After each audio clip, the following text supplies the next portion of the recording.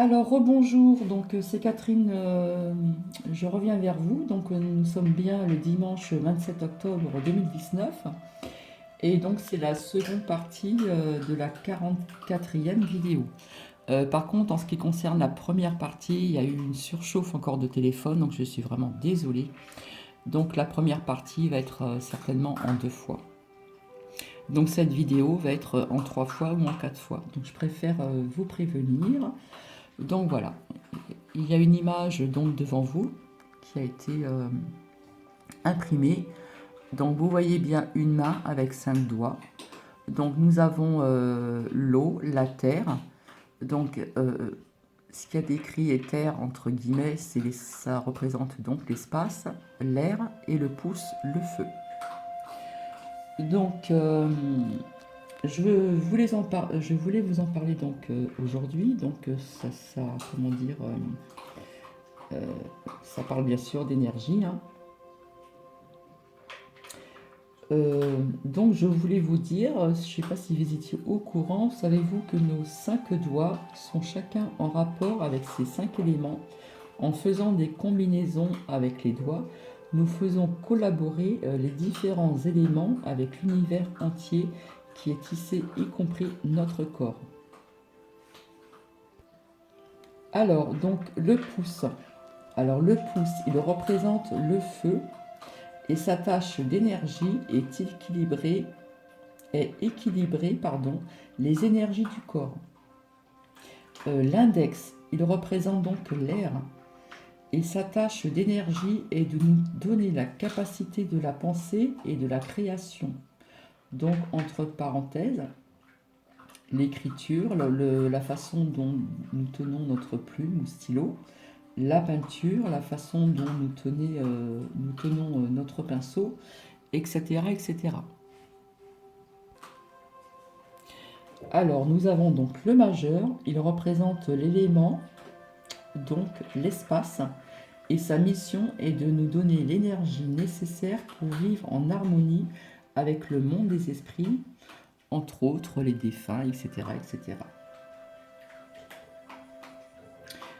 Nous avons l'annulaire, voilà, que voici, je le fais bouger.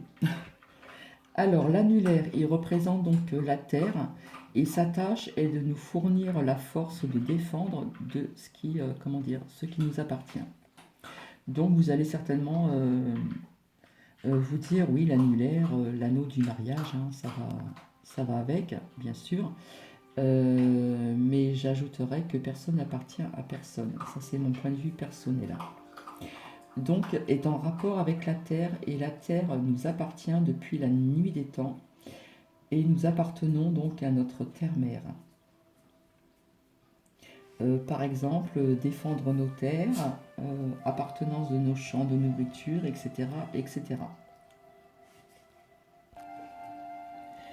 Et enfin, l'auriculaire, donc il représente l'eau, et son rôle est de nous fournir la capacité d'interagir et de se rapporter avec les autres.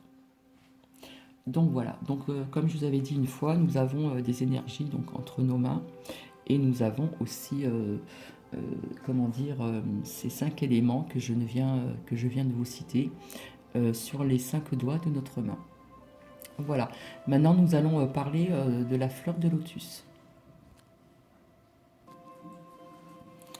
Donc j'ai pensé de vous faire une vidéo donc, sur la signification de la fleur de lotus.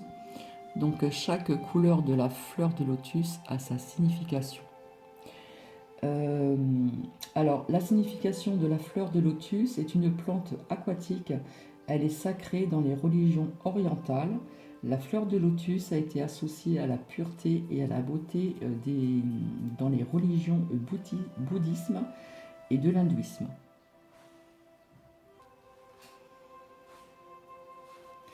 Alors, la signification derrière l'une des fleurs les plus populaires dans le monde, de lotus. Euh, Depuis le début des temps, les plantes ont régné donc sur le monde. Alors, à savoir, les plantes et les fleurs ne se rebellent pas contre les lois de la nature, hein.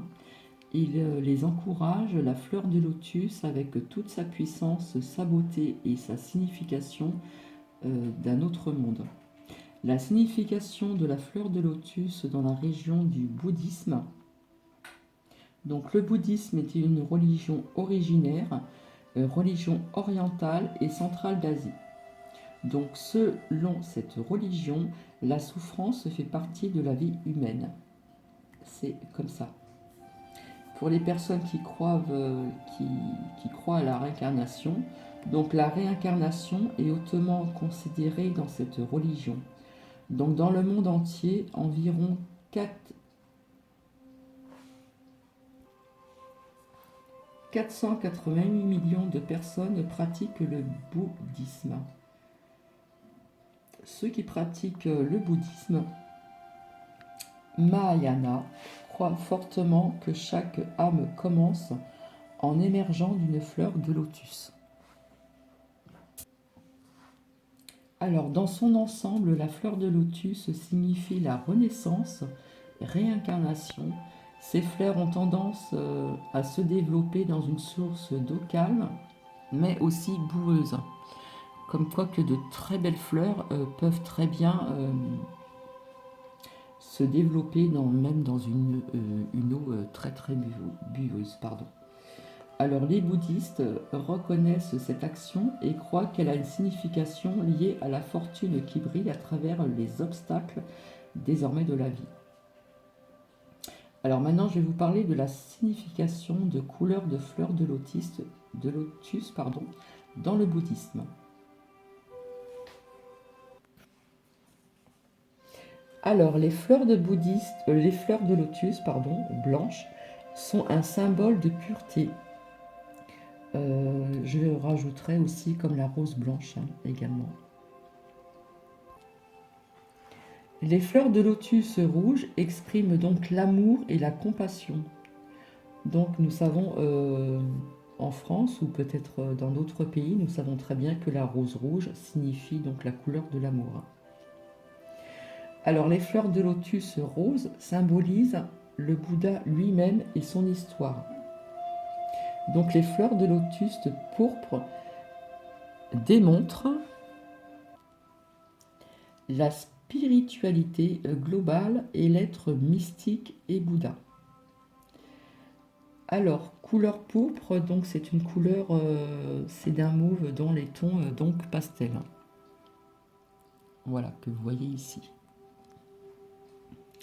Alors, l'illumination, donc on ne parle pas d'illuminer, ça n'a pas du tout cette signification. Donc l'illumination et les nombreuses réalisations qui en découlent, surtout quand on parle du Bouddha, sont toutes représentées par la fleur de lotus jaune ou dorée. Donc si la fleur est fermée à cause du coucher de soleil, cette conjoncture représente les premiers stades de l'illumination. Lorsque la fleur de lotus s'ouvre et accueille la lumière, décrit un adepte du bouddhisme qui est pleinement fleuri et ouvert, non seulement à l'illumination globale, mais aussi à la conscience de soi. Donc la boue représente les difficultés des obstacles et la souffrance globale des êtres humains. Donc la fleur de lotus avec 1 million de pétales démontre l'illumination de l'esprit. Chaque fois qu'une pétale s'ouvre, cela signifie la découverte ou le développement du chemin de l'âme vers l'illumination. Voilà ce que je peux vous dire en ce qui concerne la fleur de lotus. Et maintenant, nous allons passer avec les messages de mon petit oracle. Voici, je vous ai imprimé donc la spirale émotionnelle. Donc moi je trouve que c'est très très bien représenté, même au niveau des couleurs, etc. Donc voilà, nous avons donc le niveau 1 ici. Voilà, donc le niveau 1 c'est tout en bas. Donc ça représente l'apathie, la peur. Donc nous avons la tristesse, la culpabilité, la haine. Donc au niveau 2, que voici, cela représente le stress, le blâme, pardon, le blâme, la colère et la rancœur. Ensuite, au niveau 3, ici, même, nous avons même nos couleurs, hein, les couleurs de nos 7 chakras. Donc ça représente donc l'acceptation, le pardon. Niveau 4, nous avons la gratitude, la compassion. Entre le niveau 4 et niveau 5, nous avons le calme, le bonheur, l'amour. Au niveau 5, nous avons la paix intérieure, la confiance en soi. Au niveau 6, nous avons l'appartenance. Et là, j'ai du mal à décoder. Je pense que c'est la connexion. Il me semble, oui. La connexion, puisque c'est le... comment dire, nous faisons référence aux couleurs, ce sont les couleurs donc des 7 chakras, plus ou moins. Voilà, donc le niveau 6, je l'ai dit. Donc le niveau 7, que voici. Alors, c'est la passion absolue et nous avons la joie et l'amour inconditionnel. Donc voilà la spirale émotionnelle. Donc je la sortirai personnellement en cartonné, en plus dur, et je me la garderai. Donc je trouve que c'est très très bien raison. C'est très très bien représenté. Donc on voit bien la représentation de la spirale émotionnelle. Toutes nos émotions nous pouvons avoir au niveau de nos énergies. Donc voici, je vous avais dit que je serais amenée donc à vous faire un petit peu de guidance. Voilà, donc j'ai préparé donc 2 tas. Donc comment dire, c'est un petit oracle murmure de nos anges, hein, que nous voyons ici. Donc voilà, il y a le premier tas où il y a le jaspe rouge dessus. Et nous avons donc, enfin le tas, non, puisque c'est qu'une carte, hein, et une autre carte, pardon, sur la rhodonite. Alors j'avais quelque chose à vous montrer sur la rhodonite. Donc voilà, donc vous connaissez bien la rhodonite, je vous l'avais montré, et je vous avais montré aussi qu'on voyait aussi des animaux dessus, des choses comme ça qui sont apparues. Et je me suis aperçue, donc sans la lampe, à ce niveau-là, nous voyons un 1 qui s'est formé, le chiffre 1.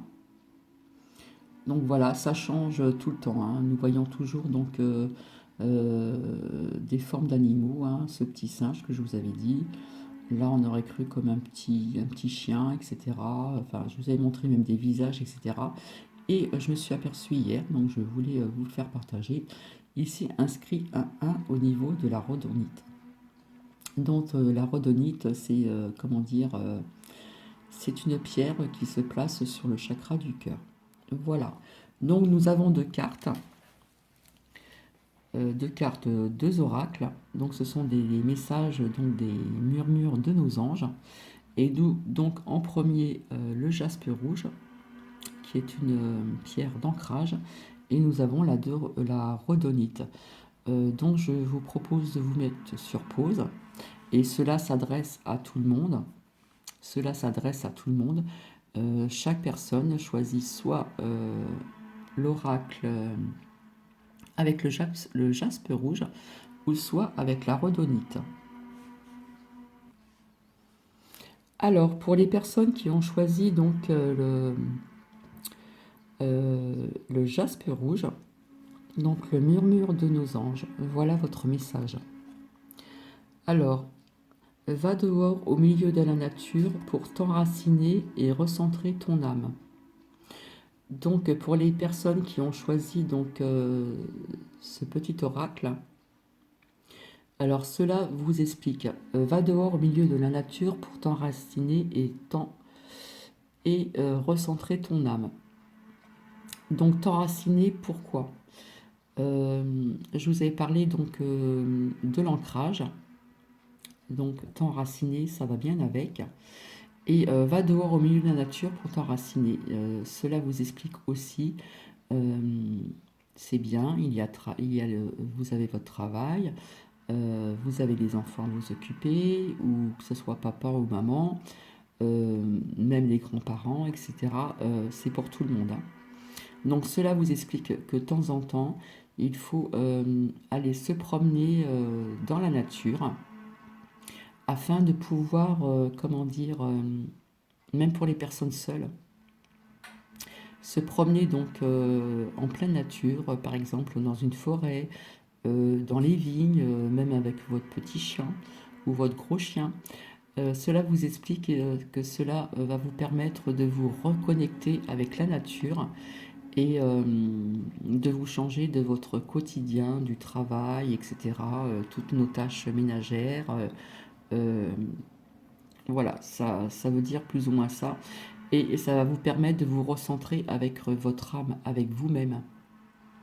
Voilà, parce que quand on est pris dans le courant de la vie, nous pensons à notre travail, nous pensons à notre quotidien qui est les tâches au sein de la maison, au sein du foyer. Mais de temps en temps, on a besoin de se reconnecter donc avec la racine et avec notre propre âme. Voilà. Cela va vous permettre de méditer aussi, parce qu'on peut méditer dans la nature au contraire. On peut toucher aussi un vieil arbre. Un arbre dégage beaucoup d'énergie. Et le fait de marcher aussi dans la forêt, contempler aussi donc les arbres en ce moment, ces couleurs sont chatoyantes, elles sont très jolies. Nous avons plusieurs couleurs de feuilles aussi. Admirer aussi les feuilles qui tombent. La dernière fois, j'ai eu une garde d'enfant. Je me suis promenée donc avec cette petite fillette et elle s'est amusée avec le vent à essayer d'attraper les feuilles qui tombaient et de jouer avec les feuilles. Donc c'est euh, c'est très très bon. C'est très très bon pour le moral aussi. Donc voilà, ceci, ça vous dit bien de vous reconnecter donc avec la nature et cela va vous permettre aussi pour les gens qui se promènent seuls à se recentrer avec leur âme, se reconnecter aussi avec leur propre être et on peut aussi également méditer. Donc voilà ce message. Alors, nous allons découvrir donc la seconde carte de cet oracle, donc avec la rhodonite. Donc, c'est la rhodonite, c'est la pierre de cœur. Et je vais vous lire son message. Alors, tu es tellement plein d'amour maintenant, partage-le avec quelqu'un d'autre. Alors, cela veut vous dire, il y a plusieurs possibilités. Donc, par exemple, pour les personnes qui ont passé une période néfaste, peut-être longue, par exemple, une personne qui s'est séparée de quelqu'un, donc bien sûr, on fait le deuil de cet amour sentimental. Vaut mieux faire le deuil et connaître quelqu'un par la suite. Donc, on doit passer par des événements qui sont quand même désagréables, hein. Le chagrin, les larmes certainement, le mal-être, plein de choses comme ça. Euh, et cela vous dit que maintenant, vous êtes prête à partager avec quelqu'un d'autre cet amour euh, où votre cœur maintenant est ouvert, votre cœur s'est ouvert et vous explique que maintenant vous êtes prête à rencontrer quelqu'un d'autre. Donc ça c'est sur le plan sentimental. Sur les personnes qui ont traversé des moments euh, on va dire des moments de maladie et des moments de maladie assez, comment dire, assez douloureuses, émotionnelles et physiquement, euh, et que vous en êtes sorti. Cela peut vous dire que maintenant vous êtes prête à euh, partager de l'amour avec une autre personne. Cela peut vous expliquer aussi à certaines personnes à qui ça leur parle que vous êtes une personne qui est maintenant plein d'amour. Donc si vous avez eu des petits désaccords avec des personnes parentées, on peut vous dire que maintenant vous êtes prête à pardonner et à partager donc cet amour avec quelqu'un de votre famille. Voilà ce que je peux vous dire. Donc si ça vous parle, tant mieux. Donc c'est bien dommage parce que je n'ai pas encore, comment dire, fait sur YouTube donc pour des abonnés. Je suis pas encore prête, je n'ai pas encore le temps puisque j'ai un travail à côté qui me prend aussi pas mal de temps. Donc je ferai ça plus tard. Voilà donc le deuxième message. Je voulais vous dire aussi que je serai amenée donc à avoir donc un autre oracle de Debbie Malone, donc qui sera certainement l'oracle Gaïa, et puis certainement l'oracle des couleurs. Je trouve que l'oracle des couleurs me parlera très très bien puisque en lithothérapie nous avons toutes sortes de pierres de couleurs. Et Gaïa, je pense qu'il me parlera également. Voilà, donc j'espère que cela vous a plu. Donc dans une prochaine vidéo, je vous ferai un petit peu je vous sortirai donc deux oracles, peut-être d'un autre oracle, et je vous transmettrai quand même, je vous transmettrai donc ces messages. Donc j'espère que cela vous a plu. Donc là, c'est la deuxième partie de la 44e vidéo. Donc je vous souhaite un très très bon dimanche, une bonne continuation. Je vous souhaite plein de bonnes choses et je vous envoie plein d'énergie positive. Et bon courage pour la semaine à venir. Et je vous retrouverai très très bientôt. Voilà, je vous fais plein de bisous et je vous dis à très très bientôt. Merci de m'avoir écouté.